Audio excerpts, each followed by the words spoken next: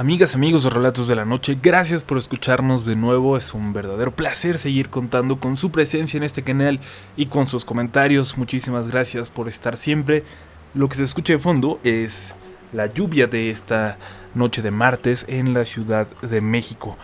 Pero bueno, la siguiente historia nos impactó desde el momento de leerla y estuvimos convencidos de que tenía que aparecer en el canal lo más pronto posible. Y es que habla sobre los miedos de la niñez, sobre esas cosas que nos asustan cuando somos pequeños, a veces de forma injustificada, pero a veces con mucha razón. Esperemos que les guste y por favor recuerden que lo más importante es su opinión, así que díganos si les gustó este relato y de qué temática les gustaría seguir escuchando. Pero bueno, vámonos a lo que importa, a la historia del día de hoy, y recuerden que están escuchando Relatos de la Noche.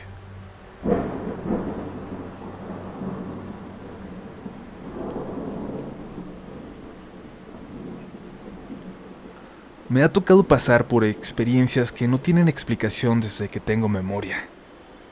Algunas que se quedan solo en curiosidad, otras un poco más fuertes, pero esta, la que comparto en esta ocasión, es quizás la más impactante de todas.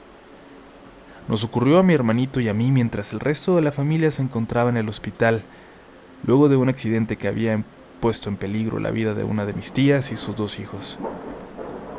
Antes de llegar a esa noche horrible, debo darles algunos antecedentes sobre el lugar en el que vivíamos. Una colonia muy tranquila, quizás demasiado para estar justo en una ciudad tan grande como esta. El barrio parecía más bien pertenecer a un pueblito. Las casas eran muy viejas y con patios enormes, aunque la zona nunca fue de gente muy acomodada. Se repartió la tierra en otro tiempo, supongo, cuando a cada familia le tocaba construir, en lo posible, la casa de sus sueños. A mí me encantaba vivir ahí, jugar con mi hermanito corriendo por todo el patio, tan grande para jugar a las escondidas.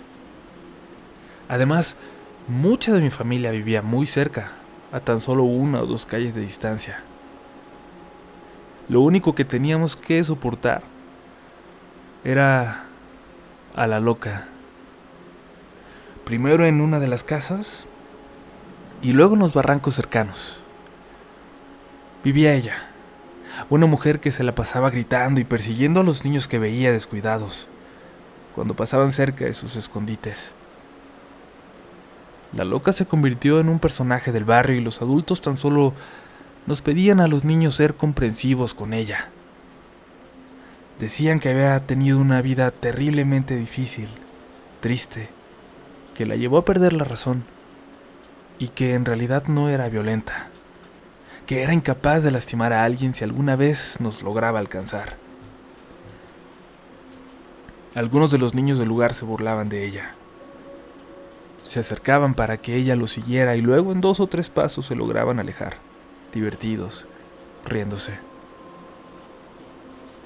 La loca corría de forma rara, como si su cuerpo comenzara a perder hasta la noción de los movimientos más naturales.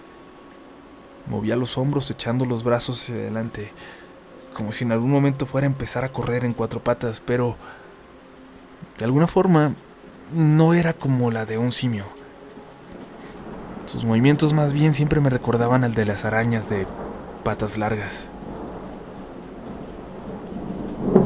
De vez en cuando alguien le dejaba ropa, pero siempre terminaba regresando los mismos harapos de siempre. En una ocasión en que regresaba de la escuela en compañía de mi hermanito y 2 compañeritas de clases, notamos cómo la loca perseguía por una calle vacía a un gato callejero, de esos tan salvajes que no se dejan tocar por nadie. Mi hermanito comenzó a reírse por la escena, hasta que la loca se lanzó sobre el gatito, como si se tratara de un animal, de una bestia cazando, y lo atrapó.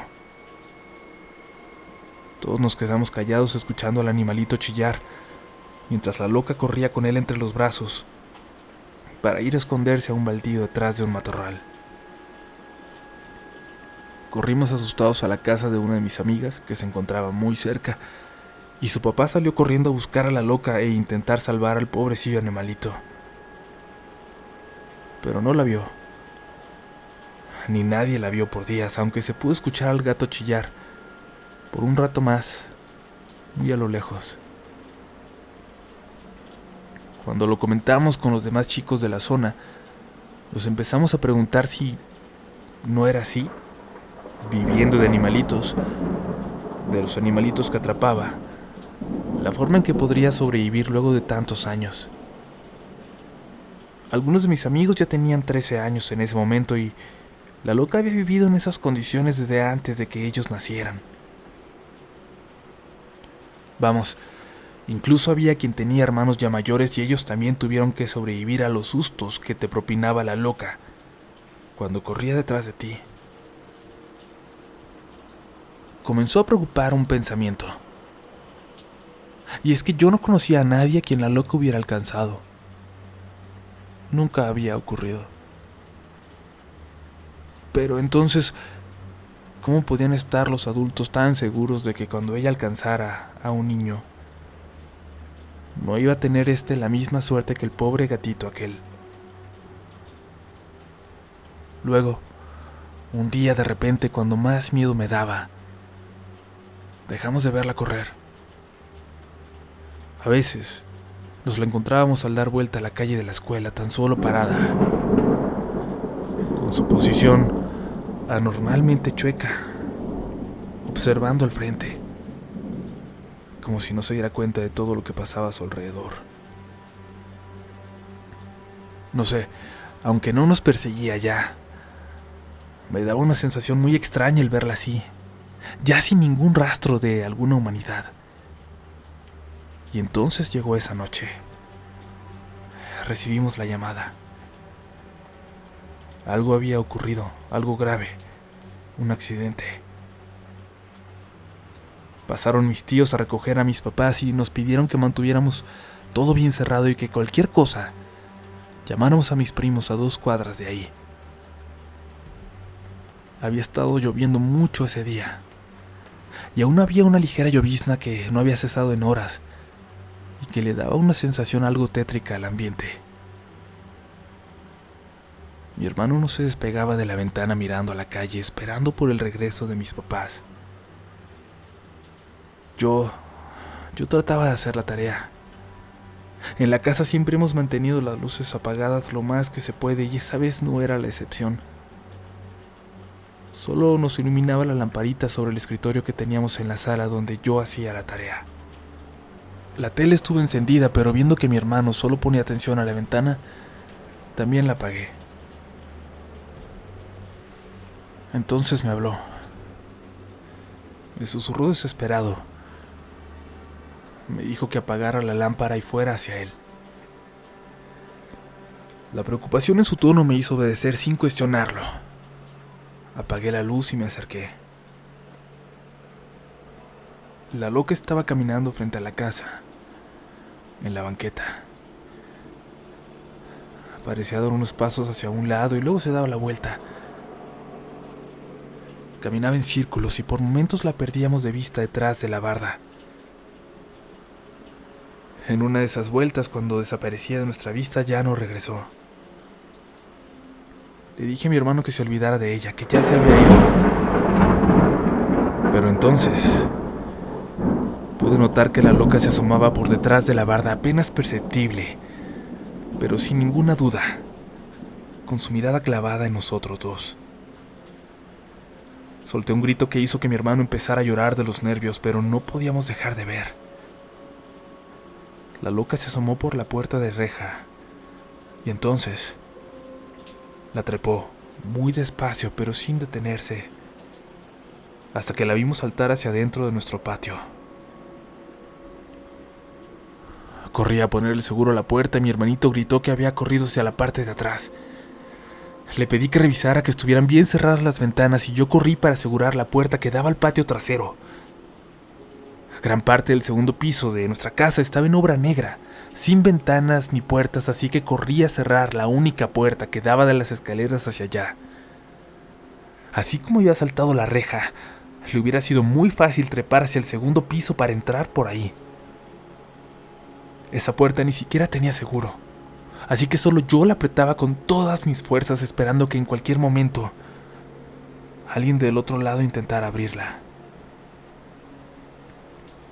Le pedí a mi hermano que marcara a mi primo, pero no podía encontrar el teléfono. Estaba pasmado y solo me gritaba que la loca se había asomado por una ventana y luego por otra y por otra. Simplemente estaba buscando matarlo de miedo. Me quité la camisa y como pude asegurar la perilla de la puerta.